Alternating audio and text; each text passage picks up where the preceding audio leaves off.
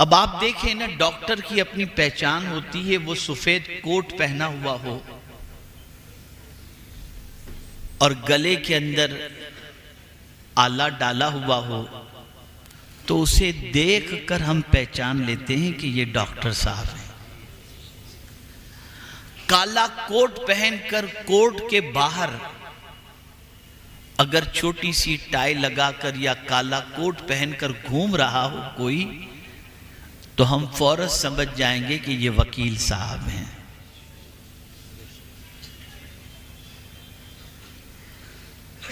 पहचान होती है और पहचान करानी नहीं पड़ती, लिबास से आदमी पहचान। बेटा बैठ जाओ, बेटा बैठ जाओ, या अल्लाह। लिबास से आदमी पहचान लेता है। आपके चेहरे पर दाढ़ी है, सर पर टोपी है, तो देखकर आदमी पहचान लेगा ये मुसलमान है, फौरन कहेगा अस्सलाम वालेकुम।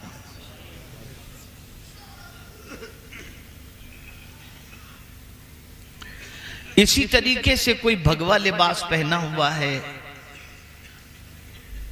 और माथे पर चोटी है, तो आदमी देखकर पहचान जाएगा ये कोई पंडित है, ये हिंदुओं का कोई मजहबी आदमी है। किसी के गले के अंदर क्रॉस का चेन या पेंडेंट है, तो देखकर आदमी समझ जाएगा कि ये ईसाई है। पता चला हर एक की कुछ न कुछ पहचान है। तवज्जो चाहूंगा। अब मैं आपसे पूछना चाहता हूं, माजी में हमारी पहचान क्या थी और आज हमारी पहचान क्या है? पहले लोग कैसे पहचानते थे कि हम मुसलमान हैं, और आज लोग कैसे पहचानते हैं कि हम मुसलमान हैं? आज अगर जाहिल कोई नजर आए तो आदमी कहता है ये मुसलमान होगा। मोहल्लों में गंदगी नजर आए, आदमी समझ जाएगा ये मुसलमान है। बातचीत का लबो लहजा उसका बिल्कुल जाहिलाना हो, आदमी समझ जाएगा ये मुसलमान है। रात को 3 बजे तक गंदी पिक्चरें देख रहा हो, समझ जाएगा मुसलमान है। सुबह 12 बजे तक उसकी नींद मुकम्मल न होती हो, समझ जाएगा कि मुसलमान है। मां बहन की गाली गलौज कर रहा हो, आदमी समझ जाएगा कि मुसलमान है। क्या ये सच नहीं कि ये हमारी पहचान बनती जा रही है? अब आइए, माजी में हमारी पहचान क्या थी, लोग हमें किस तरह से पहचानते थे, थोड़ा सा समझाता हुआ चलूं। मेरे प्यारे आका सल्लल्लाहु ताला अलैहि वसल्लम के प्यारे दीवानों, 2 यहूदी एक रास्ते से गुजर रहे थे और बीच रास्ते में एक पत्थर पड़ा हुआ था। उस पत्थर को देखकर एक दूसरे से कहने लगे, पता नहीं ये पत्थर यहां कैसे पड़ा हुआ है। तो दूसरे यहूदी ने जवाब दिया, शायद यहां से कोई मुसलमान नहीं गुजरा, वरना इस पत्थर को जरूर उठा करके किनारे पर रख देता। ये हमारी पहचान थी।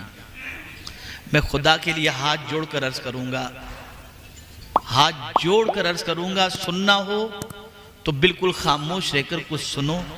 मैं अक्सर कहा करता हूं कि मैं ऑपरेशन करने के लिए यहां पर आता हूं और ऑपरेशन थिएटर के अंदर डिस्टर्ब हो तो केस फेल हो जाता है। मैं आपके दिमाग को समझाना चाहता हूं, संवारना चाहता हूं। ये हमारी पहचान थी, ये हमारी शनाख्त थी, ये हमारी आइडेंटिटी थी। लोग इन चीजों को देखकर पहचान लेते थे कि ये मुस्तफा प्यारे का दीवाना है। जब स्पेन से मुसलमानों को निकाला जा रहा था और जब एक बड़ी तादाद मुसलमानों की स्पेन से निकाल दी गई,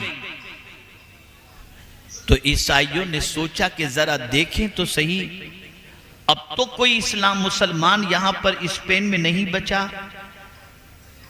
तो मुसलमानों ने डर के मारे दाढ़ियां निकलवा दी थी, ईसाई लिबास पहन लिया था, और इस तरह से छुप करके स्पेन में रहते थे। उस वक्त ईसाइयों ने ला हौल वला कुव्वत इल्ला बिल्लाह,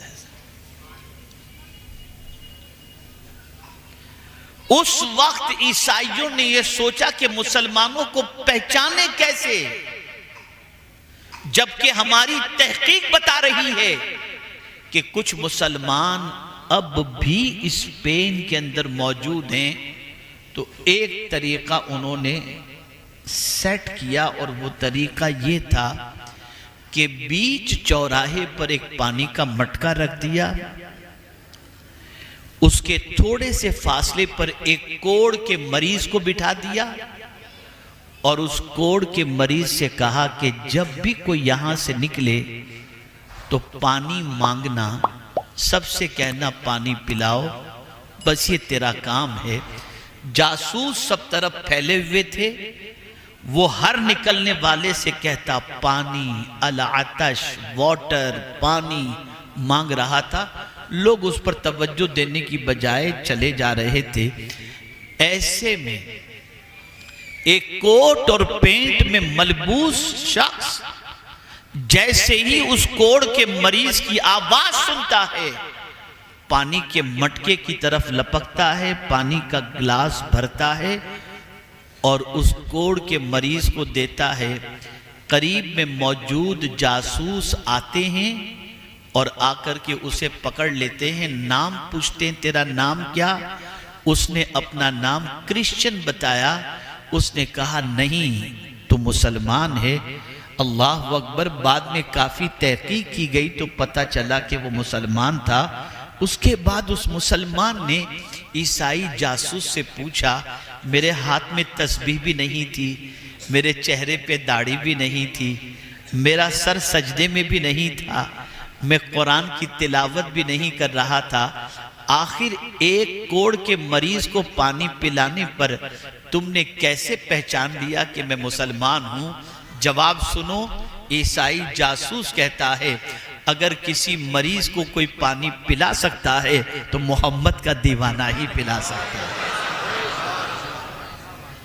ये पहचान थी हमारी, ये आइडेंटिटी थी हमारी, ये शनाख्त थी हमारी।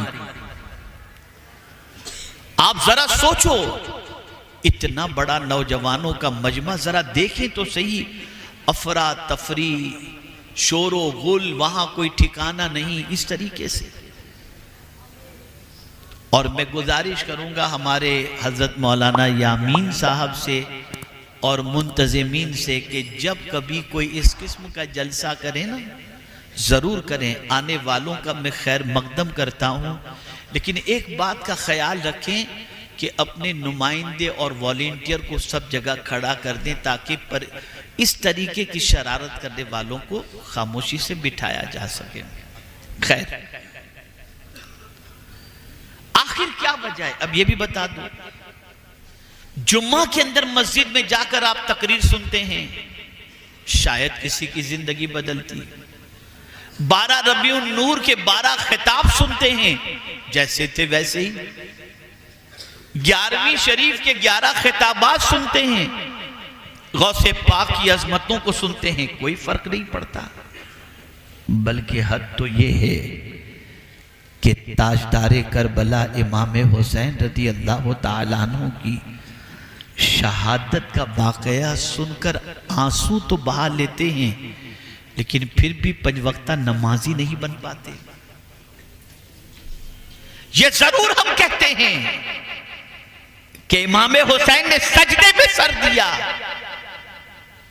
लेकिन इस वाक़े को सुनने वाला सजदा करने के लिए क्यों तैयार नहीं होता? उसकी सबसे बड़ी वजह यह है, इन महफिलों के आदाब से नाआशना है। बेवुजू आ गए, नापाक आ गए, बगैर टोपी बैठ गए, बस टाइम पास, चलो हुल्लड़ हुल्ला करके चले आएंगे, यूं फोटो नहीं, यूं सेल्फी नहीं, ये मोबाइल नहीं, ये मोबाइल। कहां से बरकत होगी, कहां से जिंदगी बदलेगी? क्या कभी आपने ये नीयत की कि मैं इसलिए पहुंचूं कि कुछ अल्लाह और उसके रसूल का जिक्र सुनकर मैं अपनी जिंदगी तब्दील करूं? अगर ये नीयत के बारे में मैं सवाल पूछूं तो अल्लाह माफ फरमाए, मैं नहीं जानता कि कितने लोग इस नीयत से आए होंगे।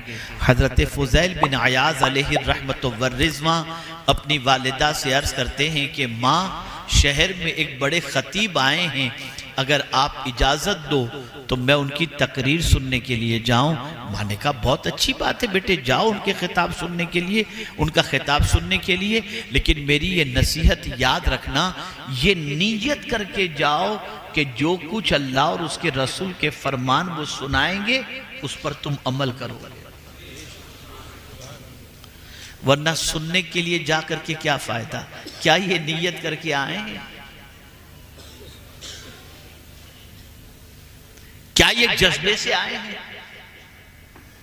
जज्बा, नीयत, ये सारी चीजें दुरुस्त करो। अब आइए, इन तमहीदी गुफ्तगू के बाद हमारी पहचान क्या थी और आज हमारी पहचान क्या है? हम अगर नहीं संवरे तो मुस्तकबिल ये बता रहा है कि झाड़ू लगाने के काम के अलावा कोई काम हमारे मुकद्दर में शायद न हो। अगर आज हम नहीं सुधरे तो मुस्तकबिल के अंदर वकार की कुर्सी और इज्जत की कुर्सी पर कोई हमें बिठाने के लिए तैयार नहीं होगा।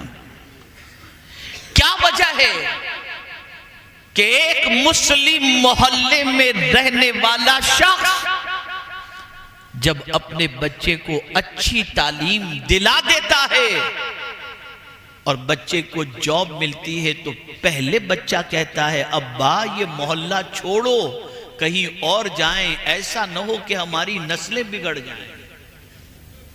क्योंकि सुबह गाली से, गलियों में डंडा गुल्ली डंडा खेलते हुए, गाली गलोच करते हुए, दंगा मस्ती करते हुए, कोई तहजीब, कोई तमद्दुन, कोई अखलाक, कोई डिसिप्लिन कुछ है ही नहीं।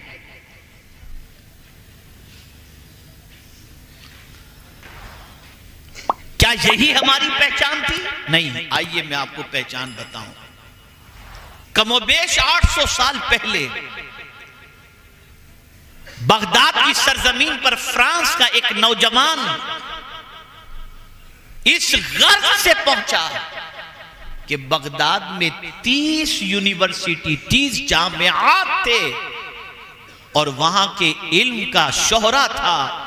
फ्रांस का एक ईसाई बगदाद की सरजमीन पर पहुंचा। मेरे नौजवान बच्चों, मैं तुमसे नाउम्मीद नहीं हूं। मैंने कई ऐसे नौजवान देखे हैं जो आज ऐसे ही फुदकते नजर आते थे, लेकिन अल्हम्दुलिल्लाह आज उनकी जिंदगी इतनी संजीदा है कि उनकी जिंदगी को देख करके रश्क आता है, मायूस नहीं। बगदाद की सरजमीन पर फ्रांस का एक तालिब इल्म आता है यूनिवर्सिटी का जायजा लेने के लिए कि जरा देखूं तो सही कि यहां की यूनिवर्सिटी का तालीमी मेयार क्या है। बगदाद की सरजमीन पर जब जैसे ही वो पहुंचा, बगदाद की गली में घूमने वाले नौजवानों जरा सुनना गौर से, बगदाद की गली में घूमने वाले चंद नौजवानों ने जब उस अजनबी को देखा और महसूस किया कि ये बाहर का कोई आया हुआ है, तो उससे मिले और उसको पूछा कहां से आए हो? उसने कहा फ्रांस से आया हूं। कैसे आना हुआ?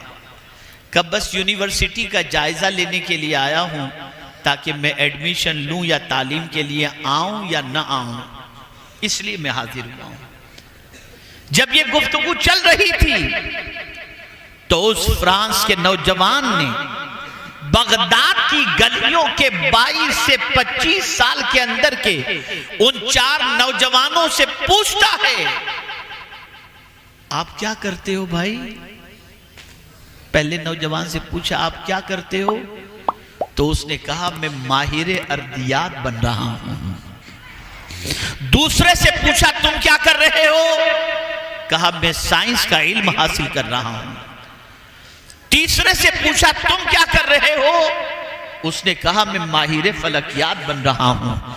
जब उन गली में घूमने वाले बच्चों की बात उसने सुनी तो बरजस्ता कहता है जब गली में घूमने वाले इन बच्चों का तालीमी ज़ौक़ इतना अच्छा है तो यूनिवर्सिटी में और हॉस्टल में रहने वाले बच्चों का तालीमी मेयार कितना अच्छा होगा। ये हमारी पहचान थी। देखिए अभी भी आप देख रहे हैं ना, खैर कोई बात नहीं, अपने ही बच्चे हैं, इंशाअल्लाह सीख ठीक हो जाएंगे, अल्लाह से उम्मीद है ठीक हो जाएंगे इंशाअल्लाह। खराबी आज की नहीं, बड़े जमाने की चल रही है। तो अर्ज करने का मंशा यह है अपनी आइडेंटिटी चेंज करो, अपनी शनाख्त पर चेंज करो, अपनी पहचान बनाओ, इसलिए कि अच्छी तरीके से याद रखो जो कौम अपनी शनाख्त को मिटा देती है और बावकार नहीं होती उस कौम के करीब रहने के लिए कोई तैयार नहीं होता। अब आइए मैं समझाता हुआ चलूं, ये जवाल आया कैसे, ये हालात बदले कैसे, ये हमारी पहचान खराब कैसे हुई, ये हमारी शनाख्त खराब कैसे हुई, हम इतने बिगड़ कैसे गए, हम इस तरीके से आवारगी के रास्ते पर कैसे चले गए। तो मेरे प्यारे आका सल्लल्लाहु तआला अलैहि वसल्लम के प्यारे दीवानों, सबसे पहले हमारी नजरों से कुरान ओझल हुआ, मुस्तफ़ा प्यारे सल्लल्लाहु अलैहि वसल्लम के फरामीन ओझल हो गए, औलिया किराम की जिंदगी हमारी निगाहों से ओझल हो गई। अच्छी सोसाइटी मिलने की तरफ और अच्छी सोसाइटी हासिल करने की तरफ हमारी तवज्जो नहीं रह गई। हमारा पूरा मुआशरा गुनाहों के दलदल में डूब गया, बदकिरदारी के माहौल में डूब गया, आवारगी के माहौल में डूब गया।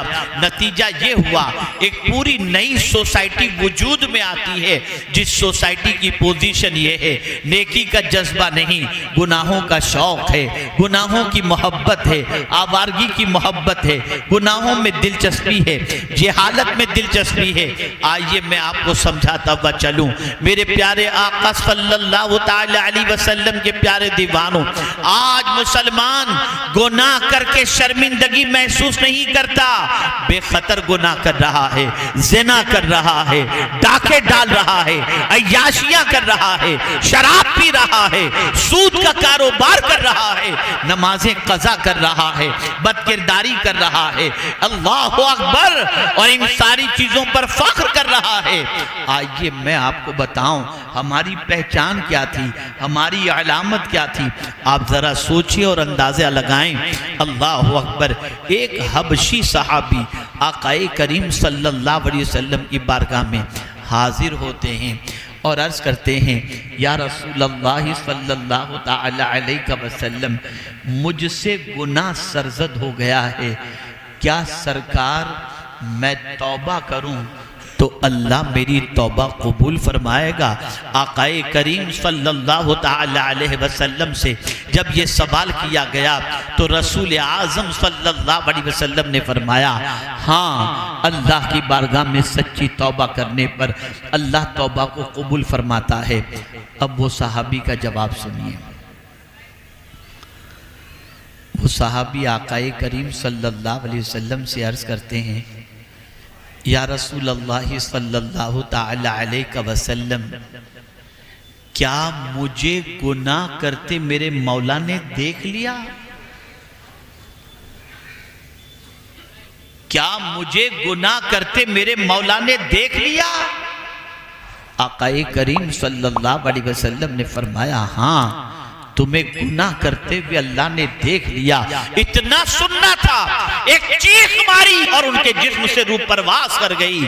पता ये चला एक तसव्वुर अल्लाह देख रहा है, इस तसव्वुर ने उनके दिल के अंदर एहसास पैदा किया और मारे खौफ के अल्लाह की बारगाह में अपनी जान का नजराना पेश कर चुके।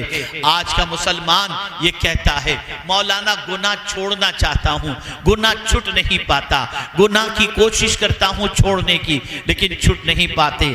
बस मैं आपको एक वाक़या अर्ज करूँगा, मैं बड़ी माजरत के साथ अर्ज करूँ, बड़ी माजरत के साथ, मैं हमाहमी के माहौल में तकरीर करने का आदी बिल्कुल नहीं हूं। मैं बहुत खामोशी के साथ बैठकर सुनने वालों में तकरीर करने का आदी हूं। मैं तो कभी कभी सैयद अमीनुल कादरी साहब को सलाम और खिराज पेश करता हूं, ये कर कैसे लेते हैं ऐसे माहौल में तकरीर? हमसे तो नहीं हो पाता, बड़ा मुश्किल होता है। अब देखिए ना, आ रहे हैं जा रहे हैं, मार्केट लगी हुई है यहाँ पर, देखिए माशाल्लाह, कोई कोई एहसास नहीं, ऐसा लगता है जैसे मेले में आए हुए घूम रहे हैं। अल-इयाज़ु बिल्लाह। चलिए अब जितनी देर आप बैठे, सुनना चाहेंगे आप? आपका भी जहन गैर हाजिर है, सुनना चाहेंगे आप? बस एक वाक़या अर्ज करता हूं और अब थोड़ी देर संजीदगी से सुन लें।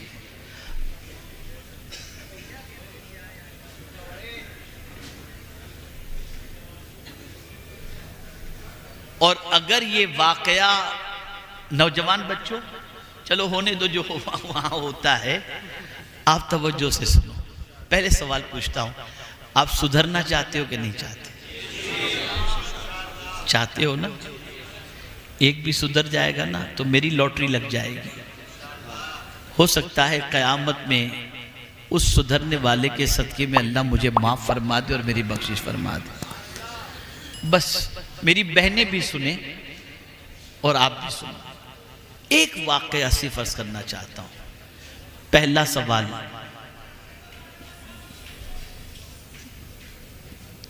ये बताइए, गुनाह अच्छी चीज है या बुरी चीज है? बुरी चीज है ना? क्या बुरी चीज से कोई मोहब्बत करता है? नहीं करता। क्या आप चाहते हैं कि अल्लाह गुनाह से आपको नजात अता फरमाए? कितने लोग गुनाह से बचना चाहते हैं? माशाअल्लाह माशाअल्लाह। अब नीचे हाथ रखें। आप बचना चाहते हैं, उलमा के पास, मशाइख के पास, बुजुर्गों के आस्थाने पर जाकर, काबा शरीफ, मदीने शरीफ, बगदाद शरीफ, अजमेर शरीफ जाकर के सोचते हैं अब गुनाह नहीं करूँगा, लेकिन फिर भी गुनाह हो जाता है कि नहीं होता? हो जाता है ना। मैं एक वाक़या सिर्फ आपको सुनाता हूँ, इसे याद रखना प्लीज़, बराए करम। इस वाक़े को याद रखना। इस वाक़े में एक बुजुर्ग ने एक गुनहगार को नसीहत फरमाई है और उस नसीहत के बाद उस गुनहगार ने गुनाह करना ही छोड़ दिया। आप लोग छोड़ना चाहते हैं गुनाह करना? आइए, हजरत इब्राहिम इब्ने अदहम रहमतुल्लाह ताला अलैह की बारगाह में एक शख्स हाजिर हुआ और अर्ज करता है, हुजूर अल्लाह से डरता हूं मैं, लेकिन फिर भी गुनाह नहीं छूटते। डरता हूं अल्लाह से, लेकिन डरने के बावजूद भी मुझसे गुनाह हो जाते हैं। कोई ऐसा आइडिया बताएं, ऐसी तजवीज़ बताएं कि मैं गुनाह से बच जाऊं। अब अल्लाह वाले तो अल्लाह वाले ही होते हैं। शफकत फरमाई, गौर से सुनिएगा। उन्होंने कहा, बेटा मैं तेरे सामने चंद तजावीज रखता हूं, इसको तो सुन ले, फिर उसके बाद मुझे जवाब दे। पहली तजवीज, बेटा जब तुझे गुनाह का ख्याल आए ना कि गुनाह करना है, तो ऐसी जगह जाकर के गुनाह कर जहां तुझे खुदा न देख रहा हो।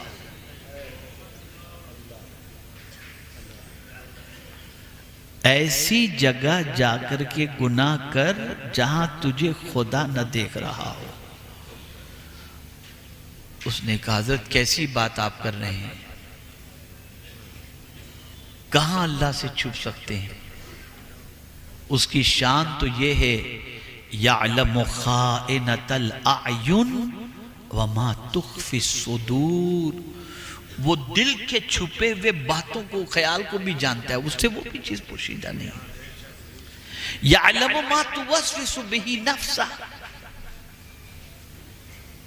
उसकी शान तो यह है, इन्नल्लाह ला यख्फा अलैहि शैउन फिल अर्द वला फिस समा। आसमान और जमीन के दरमियान कोई चीज ऐसी नहीं जो अल्लाह से छुपी हुई हो। उससे छुप करके आदमी कहां गुनाह कर सकेगा?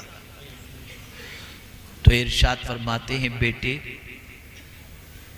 जब तू माँ के सामने गुनाह नहीं कर सकता, बाप के सामने गुनाह नहीं कर सकता, उस्ताद के सामने गुनाह नहीं कर सकता, वो देख रहे हो तो तू गुनाह नहीं कर सकता, तो अब बता तेरा खुदा तुझे देख रहा और तू गुनाह करेगा?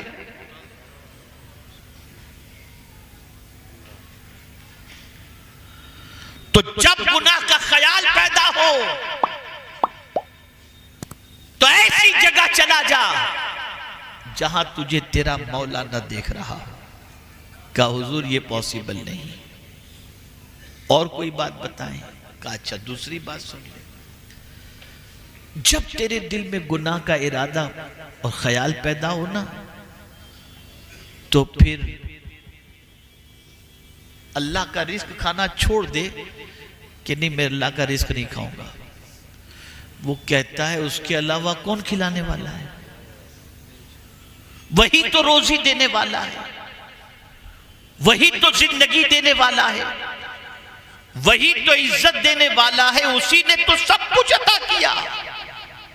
तो फिर हजरत इब्राहिम इब्ने अदहम अलैहि रहमा फरमाते हैं, बेटे क्या ये ज़ेब देता है कि खा अल्लाह का और काम तू शैतान के कर?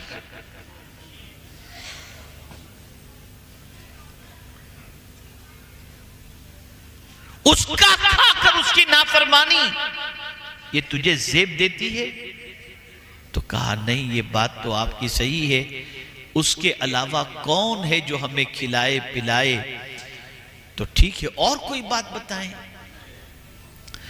तो इरशाद फरमाते हैं, बेटे एक काम करना, जब तेरी रूह कब्ज करने के लिए फरिश्ता आए ना, तो उससे कहना बाद में आना, मुझे थोड़ा सा टाइम दे दे, मैं तौबा कर लूं। कहा हुजूर कैसी बात कर रहे हैं? कुरान कहता है लिकुल्लि उम्मतिन अजल इज़ा जाअ अजलुहुम ला यस्तअखिरुन साअतन वला यस्तक़दिमून। मौत का वक्त मुकर्रर है, न मौत एक लम्हा पहले आ सकती है, न एक लम्हा बाद में आ सकती है। हुजूर अगर रूह कब्ज करने वाला फरिश्ता मेरे पास पहुंचेगा तो मैं न वो मुझे मोहलत देगा न मैं उससे मोहलत ले सकता हूं। तो इरशाद फरमाते हैं, बेटे तुझे मालूम है कि तू कब मरेगा? कहा नहीं मालूम, नहीं मालूम। तुम मौत के फरिश्ते को लौटा सकता है? कहा नहीं। कहा अब मुझे बता कि जब तुझे तौबा की तौफीक, तू तौबा की भीख मौत से पहले मांगने के लिए फरिश्ते को कहेगा कि बाद में आना, तो फरिश्ता तुझे मोहलत नहीं देगा, तो क्यों आज ही तू तौबा नहीं कर लेता?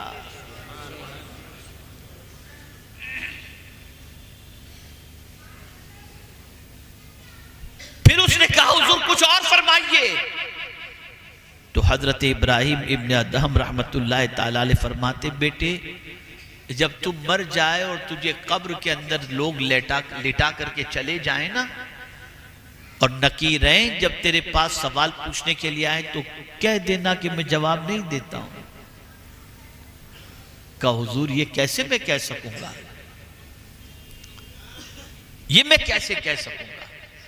कहा तो जिसको कब्र के अंदर नकीरैन को जवाब देना है, क्या कभी तूने सोचा कि गुनाहों की वजह से कब्र के सवाल के जवाब डिफिकल्ट हो जाएंगे और वहां तुझे जवाब देने में दुश्वारी होगी? तो जो चीज कब्र के सवालात और जवाबात में दुश्वारियां पैदा कर दे, क्या तू उसे छोड़ने के लिए तैयार नहीं? और फिर एक बात और उन्होंने फरमाई, जब कल बरोज़े क़यामत तुझे फरिश्ते जहन्नम की तरफ ले जाने के लिए तैयार हो, तो कह देना कि मैं नहीं आता। उसने कहा हुजूर वो हम मेरी मानेंगे कि रब की मानेंगे? इरशाद फरमाया, बेटे ये चंद तजावीज़ थी जो मैंने तेरे सामने रख दी। उसने आंसू बहाते हुए कहा, या इब्राहिम इब्ने अदहम अपना हाथ बढ़ाइए, मैं आज के बाद गुनाहों से सच्चे दिल से तौबा करता हूं और कभी अब गुनाहों की तरफ नहीं जाऊंगा। और उसने तौबा करके सीधे रास्ते पर चलने का अहद कर लिया। मैं आपसे पूछना चाहता हूं, अल्लाह से छुप सकते हो कहीं? जब नहीं छुप सकते, वो देख रहा है और गुनाह कर रहे हो। बायजीद बुस्तामी अलैहि रहमा के पास एक शख्स हाजिर आया और अर्ज करता है, हुजूर तकरीबन गुनाह मुझसे छूट गए, एक गुनाह मुझसे नहीं छूटता और वो गुनाह ये है, मैं निकलता हूं तो किसी लड़की पर मेरी नजर उड़ जाती है, ये आवारगी, ये बदनिगाही मुझसे नहीं छूट रही, कोई नुस्खा अता फरमाएं। इरशाद फरमाते हैं, जब तेरी तबीयत किसी गैर महरम को देखने के लिए तुझे कहे, उस वक्त यही तसव्वुर करना तू उसे देख रहा है और तेरा खुदा तुझे देख रहा है। मुसलमानों, गुनाह ने क्या दिया हमें? जिल्लत दी, रुसवाई दी, बेवकात कर दिया, चैन और सुकून हमारी जिंदगी से रुखसत हो चुका, बच्चे हाथों से निकल गए, घरों के अंदर तबाहियां और बर्बादियां दस्तक देने लगी। मेरे प्यारे आका सल्लल्लाहु ताला अलैहि वसल्लम के प्यारे दीवानों, अपनी पहचान बनाओ, अपनी शनाख्त बनाओ, अपनी आइडेंटिटी बनाओ, अपनी जिंदगी को गुनाहों से बचाओ, गुनाहों के रास्ते पर मत चलो। और कुरान ने तो वाज़ेह लफ्जों में फरमा दिया, वज़रू ज़ाहिरल इस्म व बातिनहु, जाहिरी गुनाह भी छोड़ दो और बातिनी गुनाह भी छोड़ दो, खलवत के गुनाह भी छोड़ दो, जलवत के गुनाह भी छोड़ दो, दिल के गुनाह भी छोड़ दो और जिस्म के गुनाह को भी छोड़ दो, छोड़ दो गुनाह। गुनाह करके किसी को इज्जत नहीं मिलती, गुनाह करके सिवाय रुसवाई के, सिवाय बर्बादी के, सिवाय तबाही के और कोई चीज हासिल नहीं हो सकती। मेरे प्यारे आका सल्लल्लाहु ताला अलैहि वसल्लम के प्यारे दीवानों, आज हमारा मुआशरा गुनाहों की बदबू से इस तरीके से आलूदा हो चुका है कि अल-अयाज़ु बिल्लाह, किसी के पास बैठो तो बस ये गुनाह गुनाह गुनाह, औरतें क्या कि मर्द क्या कि नौजवान क्या, और पूरी दुनिया कोशिश कर रही है कि मुआशरा गुनाहों में डूब जाए, गुनाहों में तबाह हो जाए। लेकिन कुछ अल्लाह के ऐसे भी नेक बंदे रहे जिन्होंने हजार गुनाहों के माहौल के अंदर भी अपने दामन को गुनाहों से बचाने की कोशिश की। अल्लाह अकबर। पहचान बता रहा हूं। जब बैतुल मुकद्दस की चाबी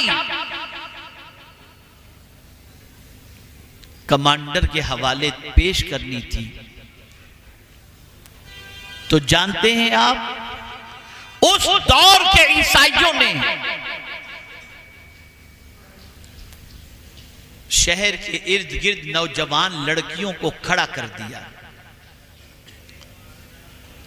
और उनसे कहा, जब ये मुस्तफा जाने रहमत के सिपाही शहर में दाखिल हों तो इनकी तरफ देखकर मुस्कुराना, इनको गुनाह की दावत देना ताकि ये बैतुल मुकद्दस भूल जाएं और तुम्हारी मोहब्बत में गिरफ्तार हो जाएं।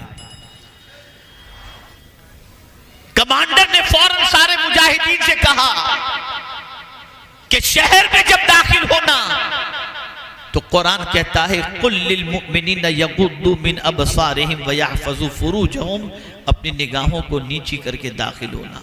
सारे मुजाहिदीन बैतुल मुकद्दस की चाबी लेकर के, कमांडर आगे, ये पीछे पीछे निगाहें नीची किए हुए चल रहे हैं। दाएं भी खूबसूरत लड़कियां, बाएं भी खूबसूरत लड़कियां अपना हुस्न बिखेर रही हैं कि ये नौजवान हमारी तरफ देखें। लेकिन अल्लाह अकबर, नौजवान गर्दन को झुकाए झुकाए आगे बढ़ते जा रहे हैं। एक बच्ची की तरफ भी निगाह उठाकर नौजवानों ने न देखा। अल्लाह अकबर। जब आखिरी नौजवान बच गया था तो एक लड़की ने जोर से कहा, पता नहीं ये कैसे नौजवान हैं और इनकी निगाहों में कौन बसा हुआ है कि हमारी तरफ निगाह उठाकर नहीं देखते। वो मुजाहिद नौजवान रुक गया जो 22 साल का था कमोबेश, और रुक करके कहता है, ऐ लड़की सुन ले, जिसकी निगाहों में गुंबद खदरा हो वो लड़कियों के हुस्न पर अपना ईमान बेचा नहीं करता। हमारी निगाहों के अंदर मदीने के ताजदार का गुंबद समाया हुआ है। ये थी हमारी पहचान, ये थी हमारी आइडेंटिटी। बस मैं यही अर्ज करूंगा, तौबा कर लो। जब कभी अल्लाह न करे गुनाह का ख्याल पैदा हो, बस ये सोचना अल्लाह देख रहा है, अल्लाह देख रहा है, अल्लाह देख रहा है। इस तसव्वुर को जब दिलो दिमाग के अंदर महफूज कर लोगे तो रात को YouTube पर गंदी पिक्चर देखने के लिए तुम अपना बटन नहीं दबाओगे।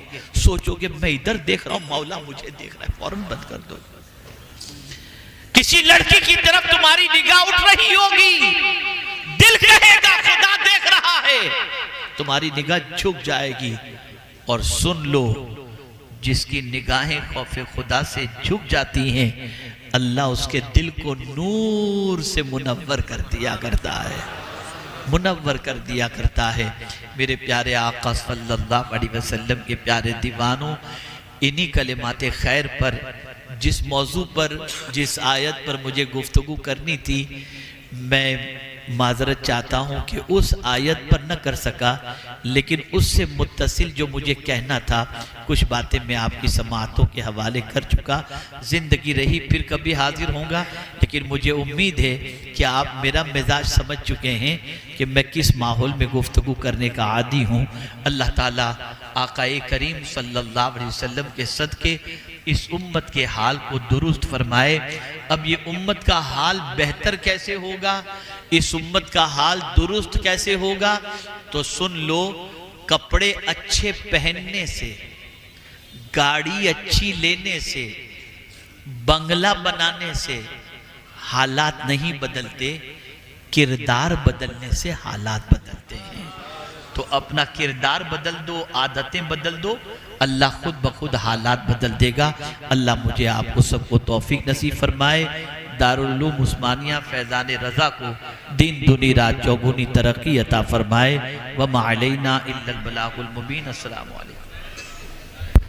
जो हजरात मुरीद होना चाहते हैं वो हजरात तशरीफ़ रखें, और हजरात तमाम यारात दुआ में ज़रूर शरीक हों। दस्तार बंदी के लिए बच्चे आ जाएं, दुआ में सब हजरात शरीक हो। बैठ जाइए, अभी सलाम नहीं हो रहा, बैठ जाइएगा, मुसाफा नहीं बाद में करें सब हजरात। हजरत ने भी समझाया।